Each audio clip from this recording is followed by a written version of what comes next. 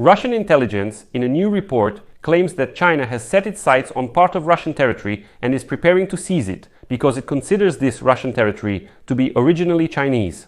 These are not just some speculations, this is an official document from the Federal Security Service of Russia.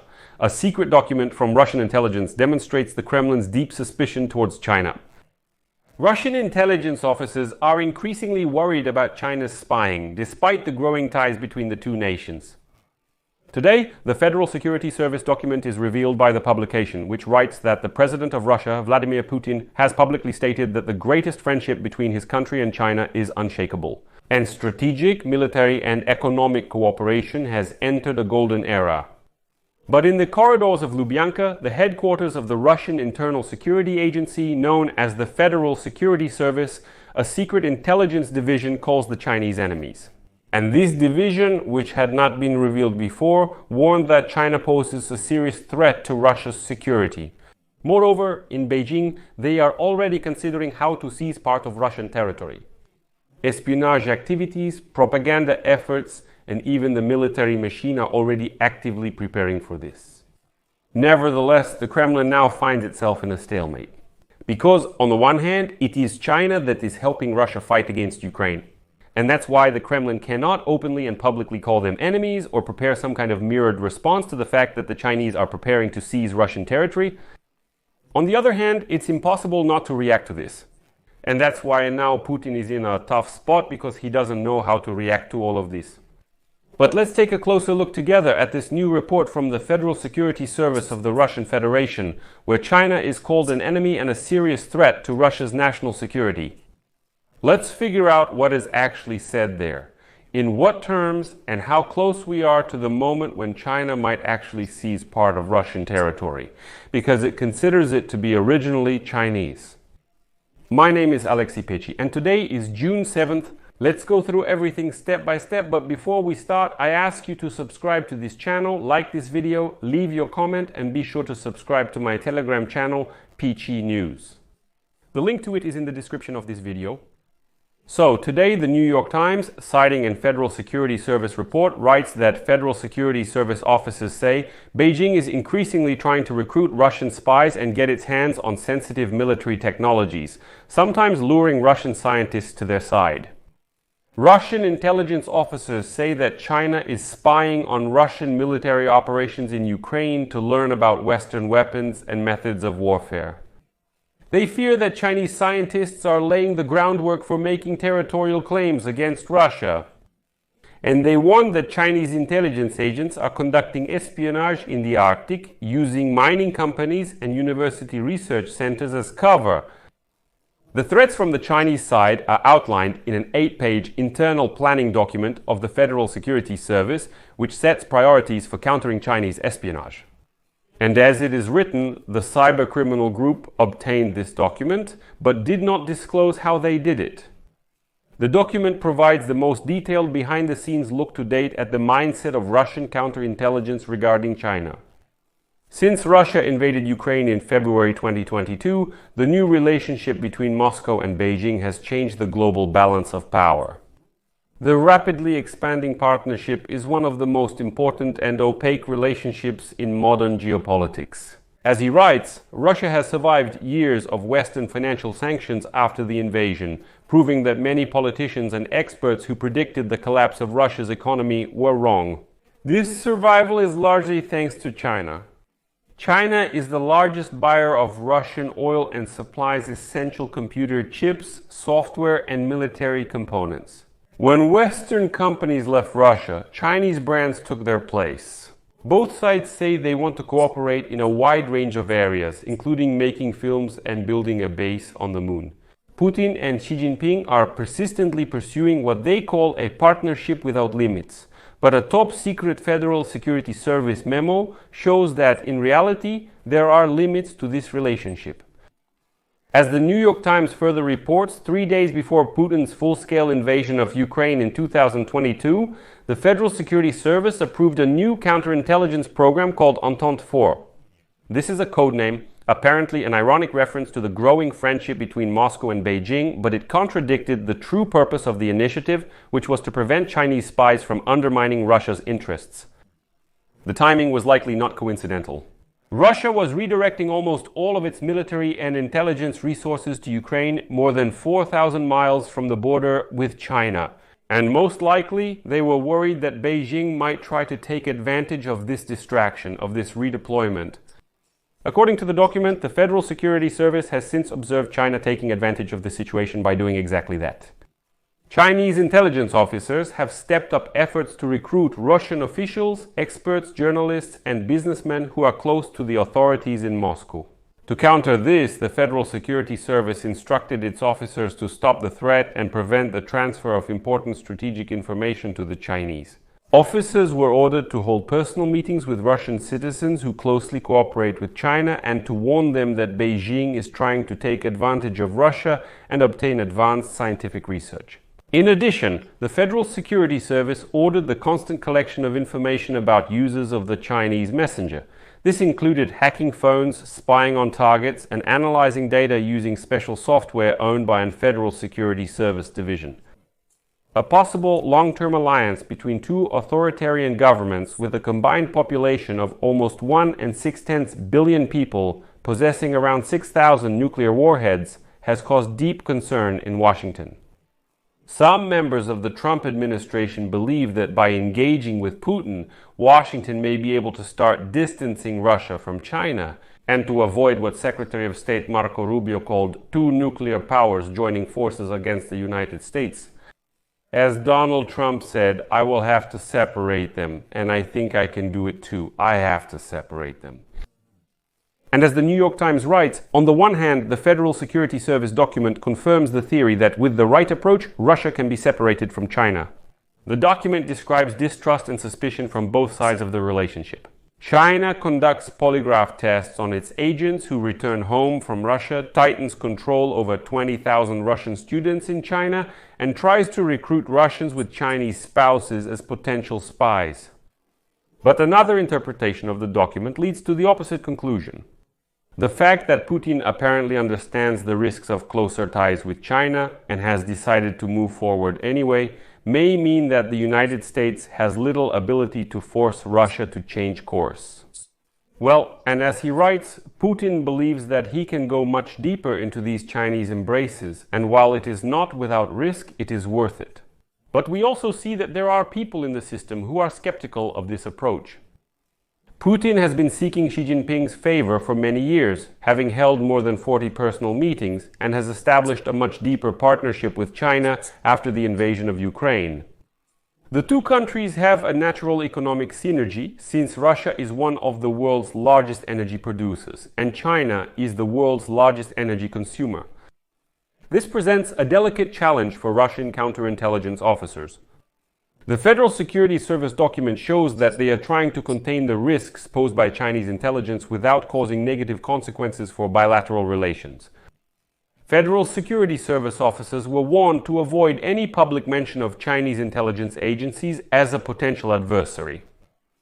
The directive, most likely written for distribution to Federal Security Service field offices, offers a rare opportunity to look inside one of the most influential parts of Russian intelligence. The Federal Security Service's Directorate of Counterintelligence Operations, known as Directorate of Counterintelligence Operations. The document was prepared by the 7th Department of Directorate of Counterintelligence Operations, which is responsible for countering espionage from China and other Asian countries. And so, concern about Russia's vulnerability to an increasingly powerful Beijing dominates this report. But, as the New York Times writes, it's unclear how widespread these concerns are within the Russian establishment outside of the counterintelligence division. Even allied countries regularly spy on each other. Well, as it writes, going back to the old saying, there are no friendly intelligence agencies. You don't need to dig too deep into Russian military or intelligence officials for them to develop serious suspicions about China. In the long term, China, despite the unlimited partnership and how useful they are, is also a potential threat. Well, and soon after Russian troops crossed the border with Ukraine, in 2022 officials from Chinese defense firms and institutes connected to Chinese intelligence began arriving in Russia. According to a Federal Security Service document, their goal was to better understand the war. China has world-class scientists, but its army hasn't fought since the month-long conflict with Vietnam in 1979. As a result, there is concern in China about how its army would perform against Western weapons in a conflict over Taiwan or in any other South China Sea scenario. Chinese intelligence is seeking to comprehend Russia's challenges facing a Western-backed military force. According to reports, Beijing is particularly interested in information about methods of conducting combat operations using drones, modernizing their software, and ways to counter new types of Western weapons. Beijing believes the Ukraine war will be prolonged, bringing a revolution in military technology and tactics. China has long lagged behind Russia in terms of aviation expertise, and the document states that Beijing has made this a priority goal. China is targeting military pilots and researchers in the fields of aerodynamics, control systems, and airworthiness. According to the document, Russian specialists who worked on the discontinued Ekranoplan project are also being sought. This is a military ship on an air cushion. Priority in hiring is given to former employees of aviation plants and research institutes, as well as current employees who are dissatisfied with the closure of the Ekranoplan development program by the Russian Ministry of Defense, or who are experiencing financial difficulties, according to the document. It is not clear from the document whether these recruitment efforts are limited to hiring Russian specialists for Chinese enterprises, or if they also extend to recruiting them as spies. The document also shows that Russia is very concerned about how China views the war against Ukraine and is trying to provide Beijing's spies with positive information about Russian operations. And it instructs Russian counterintelligence officers to prepare a report for the Kremlin on any possible changes in Beijing's policy. Western leaders have accused China of supplying Russia with key weapons components and of trying to conceal this. Document. The Federal Security Service, as reported by the New York Times, confirms this claim, stating that Beijing proposed creating supply chains to Moscow to bypass Western sanctions, and proposed participating in the production of drones and other high-tech military equipment. The document does not state whether these proposals were implemented, although China has supplied drones to Russia. The Federal Security Service memo also contains a hint at China's interest in the Wagner mercenary group, which for many years supported governments in Africa and fought alongside Russian troops against Ukraine. The Chinese plan to use the experience of Wagner fighters in their own armed forces and private military companies operating in Southeast Asia, Africa, and Latin America, according to the document. The report does not specify whether the Federal Security Service believes that China wants to recruit former Wagner fighters for its own units or simply wants to adopt their experience. Well, now comes the most interesting part. Russia has long feared an invasion by China along their shared border, which stretches for more than 2,500 miles. And for years, Chinese nationalists have disagreed with the 19th century treaties under which Russia annexed large tracts of land, including what is now Vladivostok. This issue is now a major concern, as Russia has been weakened by war and economic sanctions and is less able than ever to stand up to Beijing. The Federal Security Service report raises concerns that some scholars in China are promoting territorial claims against Russia. China is searching for traces of ancient Chinese peoples in Russia's Far East, possibly to influence local opinion in favor of Chinese claims, according to the Federal Security Service document. In 2023, China published an official map that included historical Chinese names for cities and territories within Russia. The Federal Security Service instructed its employees to expose such revanchist activities, as well as China's attempts to use Russian scientists and archival resources for research aimed at attributing historical belonging to border territories. As stated in the document, quote, carry out preventive work with Russian citizens involved in the specified activities and as a measure of influence restrict the entry of foreign citizens into our country. Moreover, concerns about the expansion of China's influence are not limited to the border territories of Russia's Far East. The countries of Central Asia were subordinate to Moscow during the Soviet era. Today, according to the Federal Security Service, Beijing has developed a new strategy to promote Chinese soft power in this region. The Federal Security Service document states that China has started to execute this plan in Uzbekistan. The details of the strategy are not provided in the document, except for a mention that it involves humanitarian exchange. Uzbekistan and neighboring countries are important to Putin, who sees the restoration of the Soviet sphere of influence as part of his legacy. The report also highlights China's interest in Russia's vast territory in the Arctic and the Northern Sea route, which runs along Russia's northern coast. Historically, these waters have been too icy for reliable navigation, but they are expected to become increasingly busy due to climate change. That's why China has targeted them. The route shortens delivery times between Asia and Europe. Developing this route will make it easier for China to sell its goods. Historically, Russia has tried to maintain strict control over China's activities in the Arctic, but Beijing believes that Western sanctions will force Russia itself to turn to China for support of its aging Arctic infrastructure. And this is stated in the Federal Security Service report. The Russian gas giant Novatek has already relied on China to save its Arctic liquefied natural gas project after previously using the American oilfield services company Baker Hughes. The Federal Security Service claims that Chinese spies are also active in the Arctic. The report says that Chinese intelligence is trying to obtain information about Russian activities in the Arctic, in particular by using universities and mining companies. But despite all these vulnerabilities, the Federal Security Service report makes it clear that jeopardizing China's support would be worse. In other words, this can all be overlooked.